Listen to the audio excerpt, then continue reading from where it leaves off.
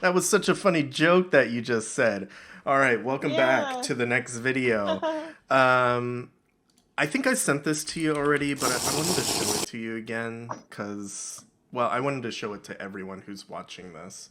This was actually sent to me by a friend of mine, Carlos, who lives over on the East Coast. I was in the military with him. I think I sent it to you and a bunch of people. But basically, this guy kind of looks like me. He sent this to me and he's like, "You doing these like videos now?" And when I saw this, I was like, usually people say you look like this person, and I look at it, I'm just like, hmm okay, whatever. But this one's the first time where I'm like, whoa, this is actually kind of freaky. Especially since the day Yeah. that he sent me this, I was wearing a black hoodie with blue jeans and black Adidas shoes. So I was kind of like, this is freaky. Like, it could be me. And the hairline, Yeah. too. I mean, maybe not now, but back, hmm like 5 years ago, it's very concerning. That is. Everybody has a doppelganger. Mine eats Oreos and mustard. Yours does interior design. Do you think you look like her at all? No, No, you not don't. even a little bit. I think that's one of the I cases also, where it's like a little, but yeah, not as much as like this, where, man, I'm I also like, never thought I looked like Kesha either. So I, there's that. I think it's so great because I'm gonna put the picture of you next to Kesha right here. But I think most of No, the time you don't look like Kesha. I think there's very this is certain like circumstances where you guys make the same type of face. back when I was skinny. That's a I wouldn't say circumstance. that. I wouldn't say that. I mean, you guys know here at Keeping Current, we like to try and keep you in touch with the trending stuff, and there's a lot of important news items out there. I mean, you can just look at celebrity deaths. We've had Betty White leave us recently. We had Bob Saget leave us. We had Sidney Poitier leave us as well. But we're not here to talk about stuff like that. We're instead here to talk about people like Stephanie Motto, who, if you remember a couple episodes, we talked about her, and the she's the girl in the with the business Mhm. where she sells her farts in jars The online. important, the important news. This is the important stuff. So we want to update you on her and what's going on. First of all, I don't know if you heard about this, but High drama. she had a heart attack scare because she's selling farts. Now, because she's eating too many beans and fruit. Hold on. What? Stop. Stop. Scroll back up. Read the very first line after the video. Oh, this? She had a fart attack. I mean, this is coming from the New York Oh, Post, so take everything you're reading on this screen with a grain of salt. oh, that's good. All right, continue. That had to be known. So she had a fart attack, and so here it says right here, after undergoing a battery of tests, including blood work and an EKG, Mata was told that her pain was the result of her steady diet of gas-inducing beans and eggs. Oh my gosh. So she had to visit the hospital. I think there's a picture. Yeah, there it is. She's hooked up to, I don't know. She's got a IV in, and she looks pretty miserable right there. But Why now, does it look like she's in like a lazy boy? Like she's just gonna recline and take a nap in the hospital. I mean, I was gonna say, like, I still think this is just a gag. I still think this is fake. But I mean, who knows? I'm wondering if like, no, I don't know. I mean, this looks like an older picture, right? It could be an older picture. Mhm. Like, I don't know. Whatever. I still think it's fake. The other update to her very important life is that she has found love through Oh, selling her farts after she met an admirer on holiday. So apparently she was on the plane seated next to this guy who recognized her and who had actually bought one of her jar of farts. question. did he recognize her or did he recognize her scent? Like maybe she let loose on the plane, And he was like, I wait, know I that. recognize this. I know that smell. You don't happen to sell your farts, do you? I mean, it says here in the article that he said, you look familiar. You don't happen to be an influencer. And she said, yes, I am. And basically, he knew the whole story. He was very aware that she is the fart jar girl. And they're together now. Wow. They were staying at like separate hotels, and then he ended up inviting her, and love, man. It's funny how it works. There was a comment down here, a quote that she said that I think really resonates. It's, some guys really just want to have that girlfriend experience, and what's more of a girlfriend experience than farts? I mean, I kind of half agree with this. Like, if your girlfriend's not comfortable enough, or wife, not comfortable enough to fart around you, then I think you got to reevaluate the relationship there.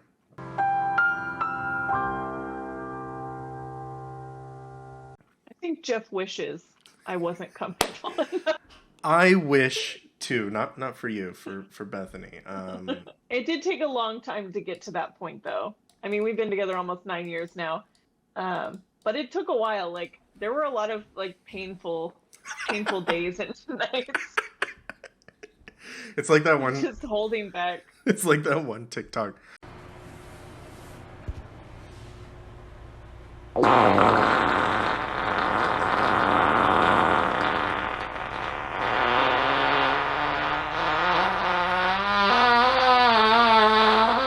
I have a very funny story of the first time that Bethany farted in front of me, but I want to get her permission to tell that story, so I'm not gonna reveal. Dang it. Sorry, Fine. it's just because it's private, and I don't know if it would embarrass her a whole bunch, but we'll save it for another episode. I will respect that. I wish I could remember the first time I farted in front of Jeff, but I really just don't remember. There have been so many farts and burps between then and now. You should ask him, see if he remembers. I will. I do remember one time he told me that he thought burping was really unattractive, and I was like, you should probably find a different person. Because I don't think I can stop. Because you won, burp of the year for last year. So. I did. I mean, I'm not gonna lie, it wasn't much of a shock. I always secretly knew that I was gonna come away with that one. I could just like feel it, Yeah. Oh yeah. Okay, I have this funny YouTube video to show. It looks old, but I swear all the comments I've read on YouTube and on Reddit, no one said like, "Oh, this is the oldest video on the internet." Like, no one said anything. So maybe it just looks old. I don't know. You tell me if you've seen this before.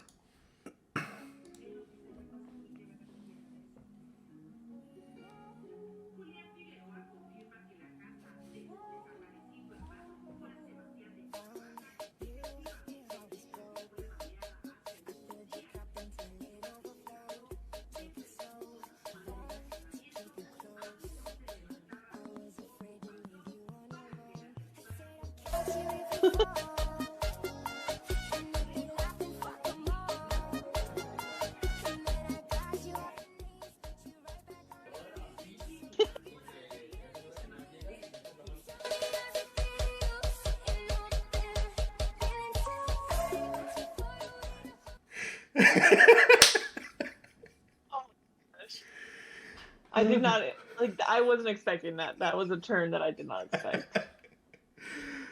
Oh, that's good. That's a good one. I really want some sour cream Pringles now. I haven't had a Pringle in a long time.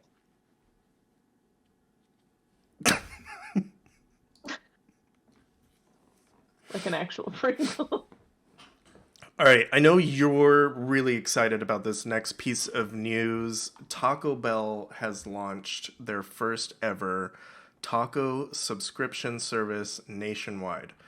So this just happened recently this year. Basically, the deal is you pay $10 per month and you get 30 consecutive days where you can get one taco for free. And it's a choice out of 8 tacos. You can get the Crunchy Taco Supreme, Soft Taco Supreme, Spicy Potato Soft Taco, Doritos Locos Taco, and the Doritos Locos Tacos Supreme. So any of those 8, you can get... Frubin, Schnoobin, Boobin. Crunchaboobin, Taco Boobin. You can get one of those for free once a day for 30 days. What do you think about this deal? I mean, I was secretly hoping that they would like deliver tacos. So when I think like a subscription service, I think of like, yes. You know what I mean? Yeah. So it would also be nice if you could say like, if you skip 2 days, for example, you could get 2 free tacos the next day. Because I think realistically, nobody is going to go enough, I feel like, to make this worthwhile. Yeah. So it's really good on Taco Bell's part to get people in, because if you pay for the subscription, you feel like, oh, I got to go at least once a day to get my money's worth or whatever. But I'm only getting one taco, so I got to buy more. You're always going to get more. So right. I think it's good on Taco Bell's part, but I really just can't imagine a lot of people going for this. You know what I mean? So, I don't know. Yeah, I kind of wish it was more of a pay $10 a month and you get 20 tacos a month. So, but you can get it whenever you want. You can get them all at once, or you can...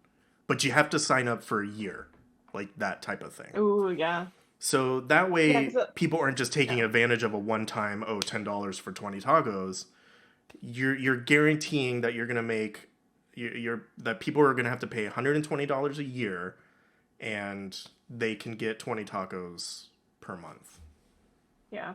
And I can see why they did it this way, because I feel like this is the way they would make the most money. I just feel like it's not enticing enough for a lot of people to go for it, I don't think. Right.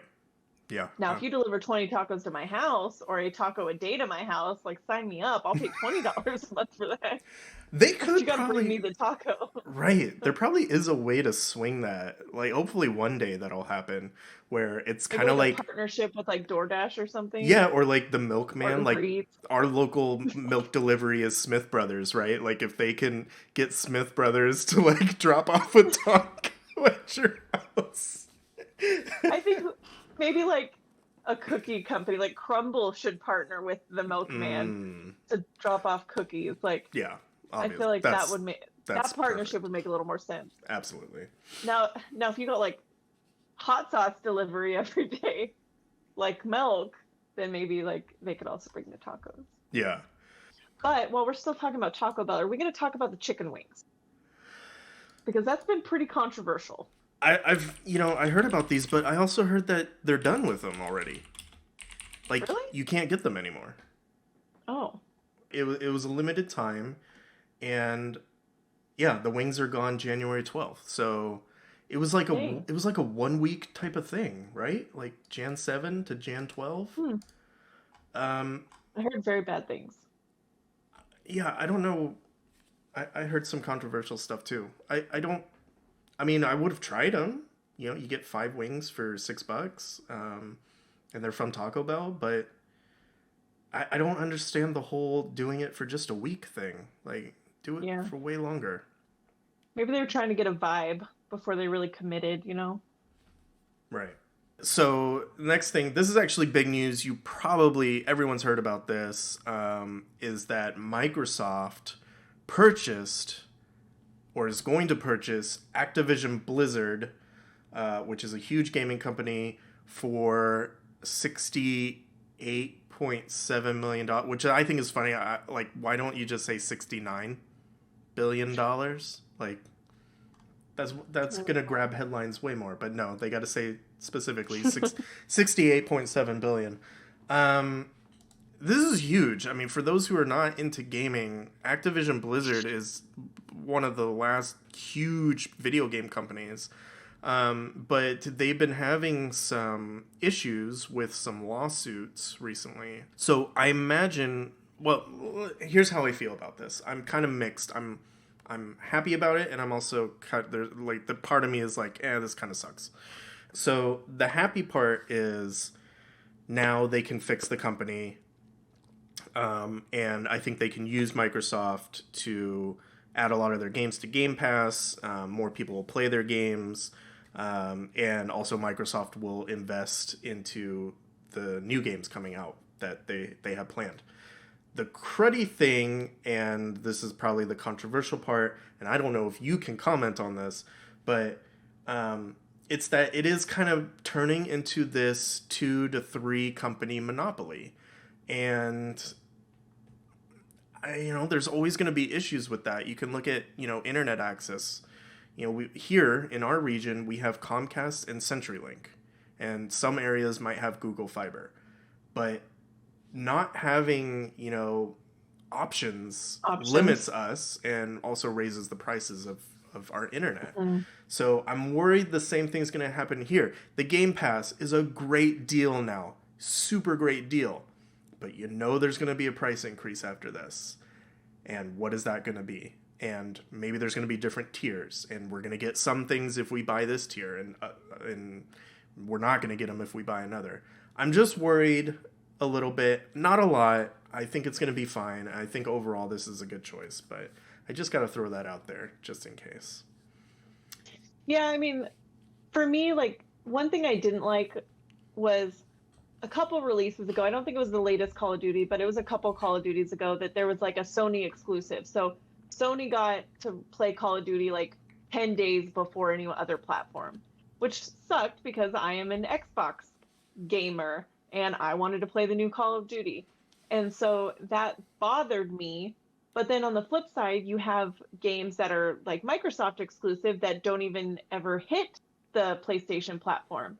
So like, that's one thing that I don't like, is because I do feel like we shouldn't have exclusives. I don't like the idea of an exclusive entirely. Now, if it's like a game that Microsoft has created, like Sea of Thieves, for example, like that one makes more sense. Like that one was fully developed under the umbrella of Microsoft, sure. But I like the idea, and this is something that I feel like Microsoft has been saying a lot in this time, is they want to empower all gamers to be able to game across platforms and really leveraging the cloud and things. What I don't think that includes is the PlayStation gamers. So I feel like everyone on PlayStation is kind of getting the raw end of the deal, and that's where that monopoly thing comes in. Is when you put it under a bucket of a big umbrella like this with a company that has a platform like an Xbox, there's no reason for them to develop games for another console, right? And that's the part I think that sucks the most, is because while we're promoting kind of enabling all gamers to be able to have the same experience, I do feel like we're going to hit a part where there's a big portion of people excluded, and that's going to be the PlayStation users. Right. We'll see what happens. Either way, exciting news. It's cool. It's like the biggest video game industry purchase ever. So that's pretty cool. This adds to Microsoft Xbox's portfolio, which already includes Bethesda, 343 Industries, Double Fine, Mojang, which makes Minecraft, and Rare, and Turn 10. So now adding Activision, Blizzard, and King to this is huge. It is humongous. There's a reason they paid $69 billion to get this company. And then I also have a list of the IPs, the intellectual properties that Microsoft is gaining from this purchase. And you can see them listed here. Kind of the big ones are, like you mentioned, Call of Duty, Crash Bandicoot, which is pretty funny, Diablo, what else? Guitar Hero, Hearthstone, Heroes of the Storm. I don't know why I just highlighted all those. Overwatch, which is a game that I'm still really into. This one's funny to me, is Pitfall, which is a really old game, but they have it now and they could reboot it, and that would be exciting. Spyro, StarCraft, Tony Hawk's Pro Skater, World of Warcraft. These are huge IPs, and Microsoft now owns them, and it's going to be really, really interesting to see what they can do with them over the next 5 to 10 years. So really crazy. And then one other thing I wanted to share related to this was, I don't know if you saw this, but because of that deal, Sony's market value went down $20 billion in one day. So very impactful, and you have to think that Sony is scrambling to figure out what they're going to try and do to counter this. I mean, they have a lot of money too, because obviously, just like Microsoft, they're not just in the video game business. They're all over the place. So, and also they're a Japanese company, right? So they may, even though Microsoft kind of has a better relationship with Nintendo at this time, Sony could, sneak in there and do something with Nintendo. We'll see. We'll see what happens.